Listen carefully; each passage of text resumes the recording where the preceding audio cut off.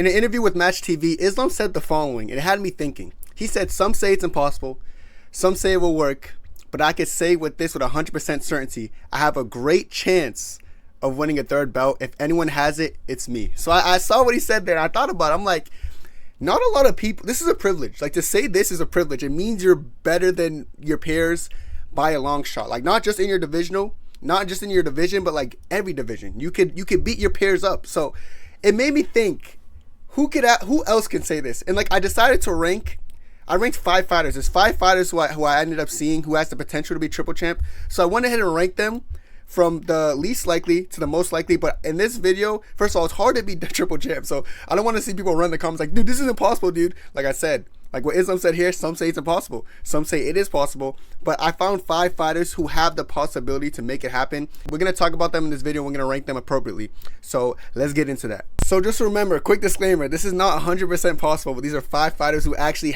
who could like kind of make something happen, you know. Starting off with the number 5 spot. I got Belal Muhammad, and I give him a 20% chance. Now, of course, bro, these chances, you got to take these chances I give them with a grain of salt.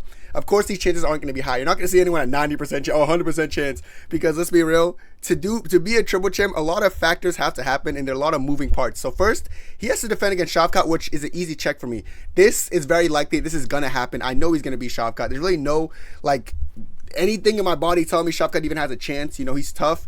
You know, but I think Belal will break him pretty comfortably. That might be a hot take. I don't know. You know, Belal's been an underdog in how much fights now, so I wouldn't be surprised if the comments saying, nah, dude, Shavkat's still cowabunga, dude. He destroyed Wonder Boy and he destroyed Ian Gary or whatever.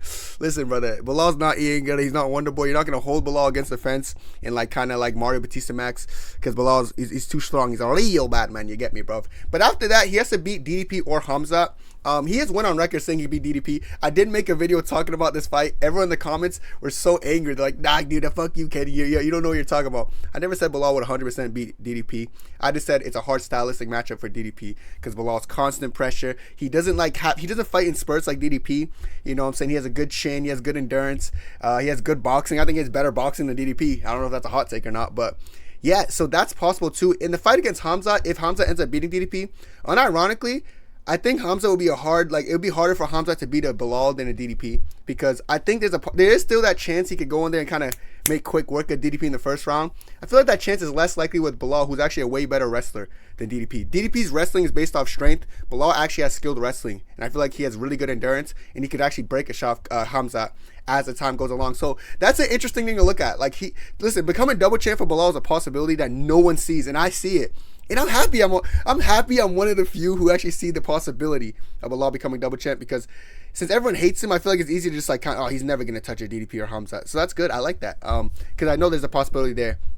Here's where it gets hard. When I say it gets hard here, it's interesting because if Pereira somehow flukes his way through ink, Belal triple champ, chat. It's a possibility. If Pereira beats Ink alive, stylistically, that's just going to be a lot more favorable for Belal Muhammad to go in there against Alex Pereira. Will it be easy? No.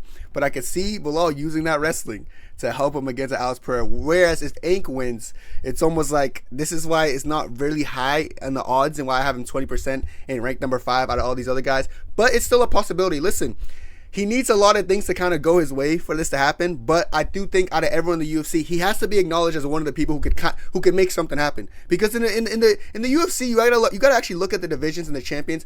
Not a lot of these guys have like triple champ, like, it's not really a possibility for them because like the guys are too big if they go up, or like they don't have the wrestling style, the stylistic matchup.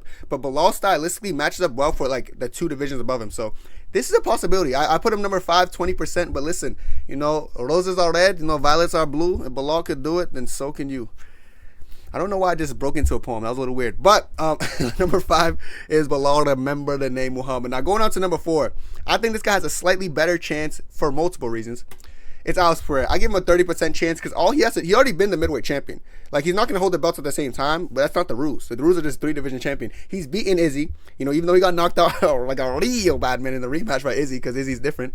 He beat Izzy, so he's already the middleweight champion. And he has a lightweight champion too. So that's 2 belts he already has. All he has to do is defend against Ink, then beat an Aspinall or Jones. But why do I give it 30%? Because, first of all, he's not going to beat Ink. But if the stars are aligning, bro, and like everything is dialed that day for Pereira, he's coming out there, he's doing his little walkout, dude. He's doing his little bow and arrow gimmick, and he gets it done. Brother, dale. If you're a Pereira fan, you're gonna be dancing and singing. And then after that, he doesn't need to do shit. If he beats, first of all, if he beats fucking Ankalaev, he's arguably the best light heavyweight of all time, maybe under Jones, better than DC even. That's my opinion. Hey, relax. That's my opinion. But after that, it's like a free ticket to heavyweight. Like after that, bro, just go to heavyweight. Who the hell's gonna stop you? But he's gonna have to go against Aspinall or Jones. Jones stylistically, it's just a very hard fight for Alex. So is Aspinall. To be fair, it's just hard. This is just hard for Alex Pereira. But on paper, he has to on paper, people can say he has the easiest time because he just has to win one more. But in my heart, I look at Jones and Aspinall, I'm like, they're really big, they're really strong, and they both could wrestle. And you're getting taken down and controlled by Izzy, I think if Izzy could take you down and Yuri could take you down, Michailidis in your debut took you down. Everyone who's attempted to take down him has took him down, which is a little bit concerning. Killer Rountree didn't even try to take him down, but he opened up with a kick and the Killer Rountree whipped him on the ground. I don't know what to say. It's those smaller guys are doing that to you, so I feel like it would be crazy if Jones can't take him down or Aspinall can't take him down. I think they take him down and submit him in the first round, but listen, you never know. But it's even though he has one more title to win, it's you got to get through Inc., who I just don't see you beating, and then you got to beat Aspinall or Jones, which is just a hard fight stylistically for Alex Pereira, which is why I give him a 30% chance, but he's number 4. It's still a possibility. Maybe he could go in there and one-punch Inc., then one-punch Aspinall or one-punch Jones, whatever, because he has one-punch power. He doesn't. His power is not, he doesn't really have one-punch knockouts in the UFC, but maybe that day, maybe he will when he fights them. Who knows? You never know. It's a sport of fighting. Just stylistically, he doesn't match up with his next opponents he would have to beat to become triple champ. But I still give him number 4 because he just needs one more title, let's be real. And that's a possibility. So, Alex Pereira, dale, brother. Have a day, brother. You're number 4 on this list. So, go celebrate, brother. But now we're in the top 3. Now, these guys have a chance. A little bit more than Belal and Alex. But the chance, of course, is not oh, yeah, dude, 100%, man. But we're going to start from number 3 because I got Khamzat Chimaev. I gave him a 32% chance. 2% chance more. Because let me explain why. On paper, it'd be good, but he can beat DDP. I think he could even beat DDP in the first round. But after he beats DDP, he might have to go back down and fight Belal. Because I don't know if he wants to take the heavyweight route. He could take the heavyweight route. I feel we know he made 170. We know he's made it before. I don't know if he can make it again. He's a huge guy, He's a huge guy, but I feel the easier thing for Khamzat to do would be beat DDP. Then after he beats DDP, if he wants to become triple champ, in these scenarios, chat, these guys want to become triple champ, so they're dedicating their career to triple champ. So then he's gonna have to make the decision to cut back down to 170. He's made 170 a bunch of times, but I think it will obviously be harder for him. And then fight Belal, and then beat Belal. Say he beats him in the first round, and then that's when he could go up and then again and fight Alex or Ank. But what would the different route be? Say he beats DDP. Goes up, fights Ank or Alex. Obviously, Alex Pereira will be the favorable matchup for Khamzat Chimaev. He would not want to probably fight an Ankalaev. Ankalaev's the biggest anchor. All these guys who could become triple champ, the Ankalaev scenario is kind of just fucking them over. But yeah, say he beats DDP, goes up and beats Ankalaev or Alex, and then he goes up to heavyweight. Then he's gonna have to fight Aspinall or Jones. Stylistically, Khamzat has a better chance of beating Aspinall and Jones than Alex Pereira does, in my opinion. So that's why I'm gonna give him 2% higher. And then of course he has the option to go back down to 170. So I feel he has the skills to do it. It kind of sucks that he left 170. He beat Gilbert Burns, who before that his only loss was Kamaru Usman in that weight class.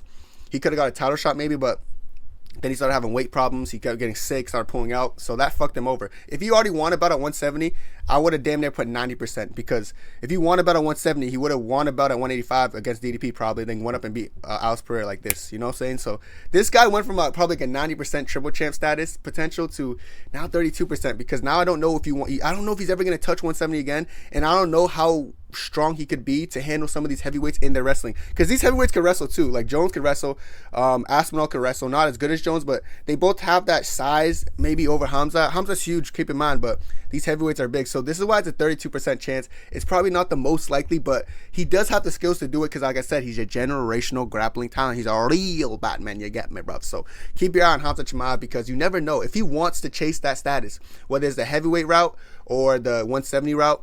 I think it's a possibility. I'm telling you, man, if he could somehow make 170, then he has to go up and fight Alex or Ank. I think that's a lot more winnable than the heavyweight route. But we'll see if he even wants to become triple champion. Maybe he's just going to become double champion and wrap it up, but we'll see.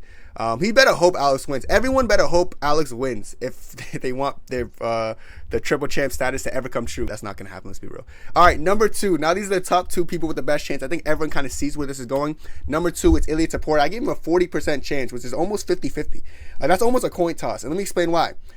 Defense against Volk, maybe. Because there's literally rumbles about Ilia and Islam they probably might be next. So he might not even have to fight at featherweight, which would give him a really good chance because he could go up and say he beats Islam. Do I think he beats Islam? No. But I would be gaslighting you guys. I don't want to lie to you guys. I'd be lying to you guys and say, yeah, dude, Islam's 100% going to maul him and walk through him and destroy him. Because that's not true. Like, I don't think Islam's going to destroy him in a very one-sided, simple fight. They're going to be competitive. They're both talented fighters, but I do have Islam winning. But there is a possibility Ilia could go in there and maybe chin him or catch him. So say that happens. Then he has to go up and fight either Belal or Shavkat, and stylistically, they match up well. I can see Belal and Shavkat both losing to Ilia, but I could also see Belal mauling Ilia. I think I'd rather Shavkat win against Belal if this scenario to come true, because I can see Ilia, kind of putting the beats on Shavkat like Dr. Dre, hands on him, lots of bass. But of course, 170 is a big jump in size, but of course, Ilia Topuria, his coach was milking how he walks around like a 190 or whatever.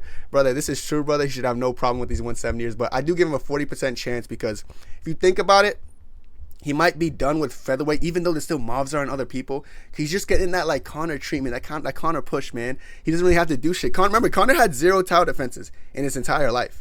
He become double champ and still had 0 title defenses. It's crazy, Kind of getting that Ilia Topuria. And Ilia already defended his title against the featherweight, one of the featherweight goats. Knocked out Volk to win the title, then defended against Max Holloway. That's crazy. So if they give him the Conor push, it's more deserving than Conor's fucking double champ status. So like I said, if he just clears or doesn't have to really clear featherweight, then beats Islam, he could definitely beat a Belal and Shavkat, especially if his weight is that big as the coach trying to gaslight him. But it would definitely be a hard fight. But this is number 2 in my opinion, which leaves number 1.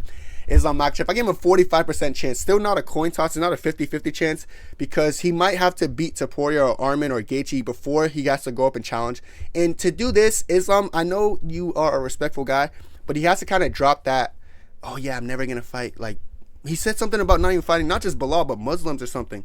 Because he said he didn't want to fight Shavkat either if Shavkat won. I heard that. I'm like, okay, so, if you don't want to fight Belal or Shavkat, who are you going to fight? And then what? Kamaru becomes champion, but Kamaru's Muslim as well, So, I don't know. He's going to have to, if you really want to chase this status, like he said in that, this whole video was revolved around Islam, by the way, because he said this. So, if he really wants to become triple champ, he can't be like that. He's got to fight Belal or Shavkat or Usman, whoever wins. That's my opinion, you know what I'm saying? I know Khabib never fought Usman for whatever reason. They were cool and all as well. He just didn't want to go up, but you got to fight Belal, Shavkat, or Usman, whoever has the title. You can't be scared, you know what I'm saying? You have to do it. And after that, you're double champ. And then the DDP Islam has already been sprinkled in. People talk about it. Oh, DDP might be too strong. Islam's very skilled that anyone could do it. I agree with Islam in the sentiment that if anyone can become triple champ, he's the guy to do it because he can't beat a DDP and he can't beat a Khamzat. I understand Khamzat has really good endurance, but I feel like Islam has an endurance advantage. Islam's just a better striker. Sometimes Khamzat gets on the feet and just has he just gets those ego brawl moments. I feel like Islam can get the better of him there. So you never know. Listen, it's not the 185 fight's gonna obviously be the hardest one for Islam here, but if anyone can do it, brother, like Islam said, brother, we're these tall guys, bring him here. He's gonna smash these guys. This is what I think, brother. So I think out of everyone, 45% chance is probably the highest probability of anyone to become triple champ. But if anyone can do it, brother, dale is this guy. So remember I said that. But this is the video. Let me know what you guys think about the rankings, if you guys will switch some spots. But I feel like I ranked them accurately. Like I said, Alex Pereira probably has the best chance on paper. But I just the Aspinall fight and Jones fight, it's just hard for him compared to Islam, who I feel like stylistically he actually matches up well with every single person on this list. But let me know what you think down below. That's it for me. God bless. 2, 3, 4.